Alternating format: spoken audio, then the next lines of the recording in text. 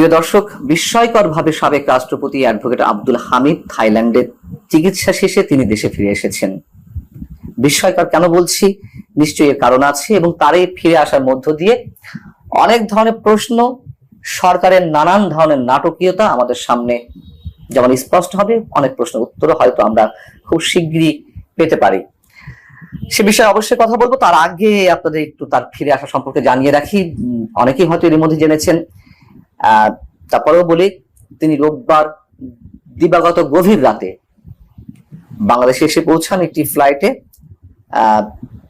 এবং রাত ৩টার সময় সব ধরনের ফর্মালিটিস মেনটেন করে তিনি বিমানবন্দর এলাকা থেকে বেরিয়ে আসেন। তিনি কোনো ধরনের প্রোটোকল চাননি। একজন সাবেক রাষ্ট্রপতি হিসেবে একজন সাধারণ যাত্রী বেশে যা যা করা দরকার তিনি তার সবকিছুই কমপ্লিট করেছেন। বিমানবন্দরের নির্বাহী পরিচালক গ্রুপ ক্যাপ্টেন রাগিব সামাদ তিনি গণমাধ্যমকে এই বিষয়গুলো নিশ্চিত করেছেন এবং তিনি যখন দেশে ফিরে আসেন তার পরনে যে লুঙ্গি ছিল, পাঞ্জাবি ছিল, মাস্ক ছিল, যেভাবে ঠিক গিয়েছিলেন সেভাবেই ফিরে এসেছেন অনেকটা। এবং তাকে খুব বিধ্বস্ত দেখাচ্ছিল, খুবই বিধ্বস্ত দেখাচ্ছিল। তার সঙ্গে গত মে মাসে ৮ তারিখে যারা গিয়েছিলেন তার শ্যালক ডাক্তার নওশাদ খান এবং ছেলে রিয়াদ আহমেদ তারাও ফিরে এসেছেন। প্রশ্ন হলো যে কেন তিনি ফিরে এলেন? তিনি তো ইচ্ছা করলে থেকে যেতে পারতেন থাইল্যান্ডে, তাই না? আমি মনে করি তিনি জীবনের ঝুঁকি নিয়ে হলেও ফিরে এসেছেন দেশে। তার আটক হওয়ার যথেষ্ট সম্ভাবনা রয়েছে, তারপরে তিনি ফিরে এসেছেন। এখন বিষয় হচ্ছে যে তিনি যে থাইল্যান্ডে গেলেন চিকিৎসা উদ্দেশ্যে, এরকম একটি বিষয় তো সরকারের বিভিন্ন মহল কর্তৃপক্ষ বা বিভিন্ন জায়গা থেকে, সরকারের অনুগত হোক বা সরকারের শিখিয়ে দেওয়া হোক, একটা শ্রেণী থেকে এরকম একটি বিষয় এস্টাবলিশ করার চেষ্টা করা হয়েছিল যে তিনি পালিয়েছেন। কেন তিনি পালিয়েছেন, কেন তাকে পালাতে যেতে দেওয়া হলো, এরকম একটি ক্ষোভের সৃষ্টি করা হলো জাতীয় নাগরিক পার্টি এনসিপি নেতাকর্মীদের দিয়ে। তারা যমুনার সামনে অবস্থান নিল এবং দাবি তুলল যে আন্তর্জাতিক অপরাধ ট্রাইব্যুনালে আওয়ামী লীগের বিচার অবিলম্বে শুরু করতে হবে। বিচার তো সবাই চাই, কিন্তু যে প্রক্রিয়ায় মব ক্রিয়েট করে তারা যেভাবে যমুনা প্রধান উপদেষ্টা বাসভবন ঘেরাও করে যেভাবে দাবিগুলো তুললো, আমাদের মনে অনেক ধরনের সন্দেহ জাগছিল। এবং আওয়ামী লীগের রাজনীতি বা আওয়ামী লীগকে নিষিদ্ধ করার দাবি তোলা হলো। আমরা দেখলাম যে নাটকের অংশ হিসেবে আন্দোলনকারীদের উপরে সিটি কর্পোরেশনের স্পেক ক্যানন মেশিন দিয়ে ঠান্ডা পানি ছিটানো হলো, পানির ব্যবস্থা করা হলো, খাওয়ার ব্যবস্থা করা হলো, নিরাপত্তা ব্যবস্থা করা হলো, আন্দোলন করবে যা সুযোগ সুবিধা দেওয়া দরকার সবকিছু করা হলো এবং আওয়ামী লীগ নিষিদ্ধ করা হলো 10ই মে, আওয়ামী লীগের রাজনৈতিক কার্যক্রম।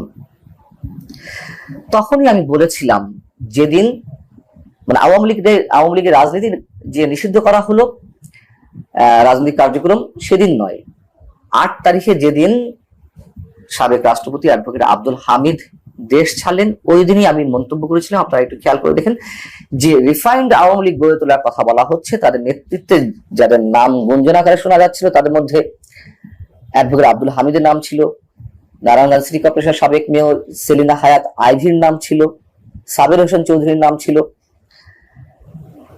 তো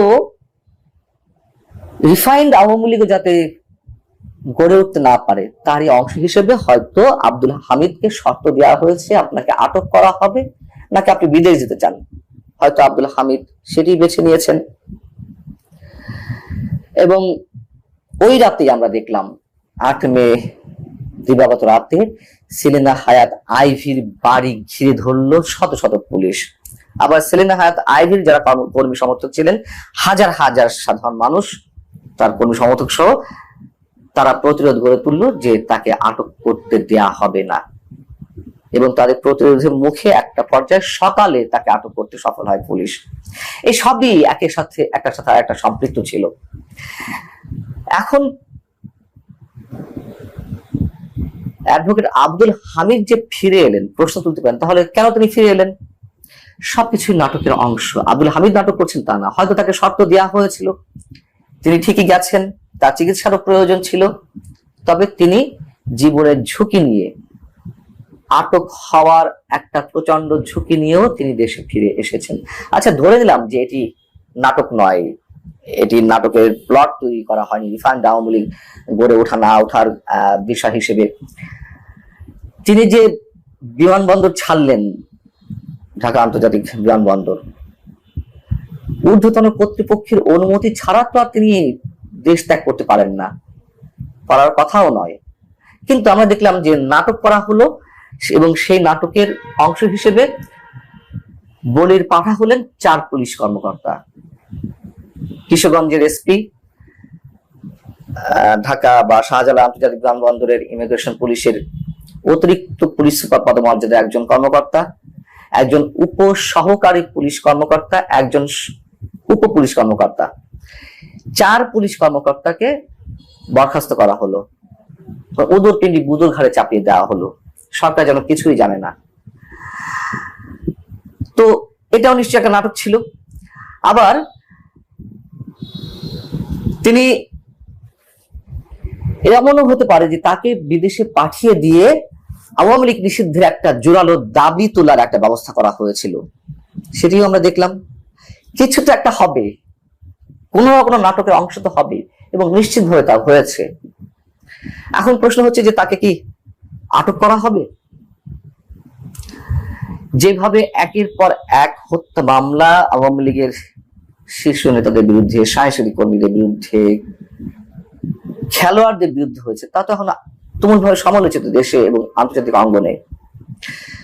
সব মামলায় যে একবারে বানোয়াট, আমি সে কথা বলবো না, কিন্তু আওয়ামী লীগকে নিশ্চিহ্ন করতে, আওয়ামী লীগের বিচার হোক, আমরা সবাই চাই আওয়ামী লীগের নেতা কর্মীদের, কিন্তু আওয়ামী লীগের রাজনীতি নিষিদ্ধ হোক, এটি যেমন অনেক রাজনৈতিক দলও চায়নি, বিএনপিও চায়নি। সবগুলো তো হচ্ছে মানুষের চাওয়ার বাইরে। এবং আব্দুল হামিদকে আটক করা হতেও পারে, এই সরকার তো কোনো কিছু পরোয়া করছে না, যা ইচ্ছে যেমন ইচ্ছে তা করে যাচ্ছে। আব্দুল হামিদ, আমি আগেই মন্তব্য করেছি, অন্তত আওয়ামী লীগের যে কয়েকজন সিনিয়র নেতা আছেন তাদের মধ্যে অনেক কম বিতর্কিত, এবং তিনি হত্যার জন্য নির্দেশ দিবেন এমনটা মনে করার কোনো কারণ নেই।